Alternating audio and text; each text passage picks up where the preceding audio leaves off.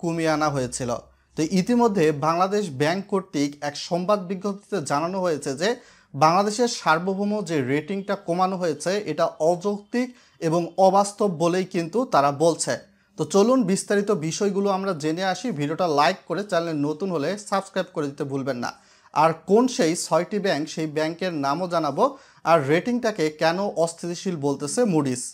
গত 19 নভেম্বর আন্তর্জাতিক ঋণ রেটিং সংস্থা মুডিস বাংলাদেশের সার্বভৌম রেটিং B1 থেকে B2-তে নামিয়ে আনে এবং স্বল্পমেয়াদী ইস্যুয়ার রেটিং নোট প্রাইম হিসাবে বহাল রাখে। এছাড়াও তারা বাংলাদেশের অর্থনীতির ভবিষ্যৎ দৃষ্টিভঙ্গিকে নেগেটিভ বলে উল্লেখ করে। রেটিং কমানোর কারণ হিসাবে মুডিস বর্ধিত রাজনৈতিক ঝুঁকি এবং সম্ভাব্য অর্থনৈতিক চ্যালেঞ্জের কথা উল্লেখ করে থাকে। বাংলাদেশ ব্যাংকের মতে এই মূল্যায়নে 2024 সালের আগস্টে ছাত্র জনতার আন্দোলনের পর গঠিত অধ্যাপক মোহাম্মদ ইউনূসের নেতৃত্বাধীন অন্তর্বর্তী সরকারের সংস্কার ও উন্নয়নমূলক পদক্ষেপসমূহকে উপেক্ষা করা হয়েছে। নতুন সরকার অর্থনীতিকে স্থিতিশীল করা, দুর্নীতি দমন এবং শাসন ব্যবস্থায় শক্তিশালী করার লক্ষ্যে ব্যাপক সংস্কার কার্যক্রম হাতে নিয়েছে। অর্থনীতির ইতিবাচক অগ্রগতি। কেন্দ্রীয় ব্যাংকের বিবৃতিতে বর্তমান সরকারের আমলে অর্জিত কিছু গুরুত্বপূর্ণ অর্থনৈতিক অগ্রগতির বিষয় তুলে ধরা হয়েছে। রাজনৈতিক স্থিতিশীল ও শাসন সংস্কার।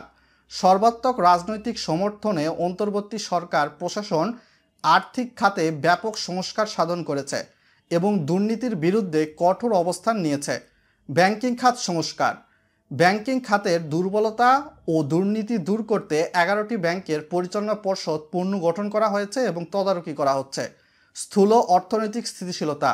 বৈদেশিক মুদ্রার রিজার্ভ $19 বিলিয়ন স্থিতিশীল রেমিটেন্স প্রবাহ ও রপ্তানি বৃদ্ধি পেয়েছে এবং বিনিময় হার স্থিতিশীল হয়েছে। মুদ্রাস্ফীতি নিয়ন্ত্রণ। চাহিদা ও সরবরাহ পক্ষের নীতিমালা বাস্তবায়নের মাধ্যমে মুদ্রাস্ফীতি নিয়ন্ত্রণে উল্লেখযোগ্য অগ্রগতি অর্জন করা হয়েছে। বাংলাদেশ ব্যাংক মনে করে মুডিসের মূল্যায়ন অতীতমুখী এবং বর্তমান সরকারের ইতিবাচক পদক্ষেপের গুরুত্ব পায়নি। কেন্দ্রীয় ব্যাংক তথা বাংলাদেশ ব্যাংক মুডিসকে বাংলাদেশের অর্থনৈতিক অবস্থার পূর্ণ মূল্যায়ন করার আহ্বানও জানিয়েছে। আপনারা হয়তোবা জানেন যে কয়েকদিন আগে মুডিস বাংলাদেশের সার্বভৌম রেটিং B1 থেকে B2-তে নামিয়ে আনার ফলশ্রুতিতে 6 ব্যাংকের রেটিং পূর্ণ মূল্যায়ন করা হয়েছে। এগুলো হচ্ছে BRAC bank, city bank, Dutch Bangla bank, instant bank, mercantile bank এবং প্রিমিয়ার ব্যাংক। ব্র্যাক ব্যাংকের দীর্ঘমেয়াদী স্থানীয় ও বৈদেশিক মুদ্রার আমানত রেটিং B1 থেকে B2-তে নেমে এসেছে। মার্কেন্টাইল ব্যাংক এবং প্রিমিয়ার ব্যাংকের রেটিং B2 থেকে B3-এ নেমে এসেছে। সিটি ব্যাংক, ইনস্ট্যান্ট ব্যাংক এবং ডাচ বাংলা ব্যাংকের রেটিং B2-এ অপরিবর্তিত থাকলেও এই 6টি ব্যাংকের রেটিং দৃষ্টিভঙ্গি স্থিতিশীল থেকে নেতিবাচক করা হয়েছে। তার সঙ্গে মুডিস আরও জানিয়েছে বর্তমানে দেশের অর্থনীতির জিডিপির প্রবৃদ্ধি 6.3 থেকে কমিয়ে 4.5 ধরা হয়েছে এবং আগামী অর্থবছরের পূর্বাভাস 6% থেকে কমিয়ে 5.8% করা হয়েছে। অলরাইট, সো আশা করি হয়তোবা বিষয়টা আপনারা একদম বিস্তারিত ভালোভাবেই বুঝতে পেরেছেন, যা আমি যথাযথ সোর্স সহ কিন্তু আপনাদের সামনে উপস্থাপন করার চেষ্টা করেছি। তবে রেটিং কমবে বাড়বে এটা একটা স্বাভাবিক প্রক্রিয়া। এই রেটিংয়ের উপর ভিত্তি করে আপনি ব্যাংক থেকে টাকা তুলে এনে ঘরে রাখবেন, বিষয়টা এমন করলে ভুল করবেন আপনারা। সকলে ভালো থাকবেন, ধন্যবাদ।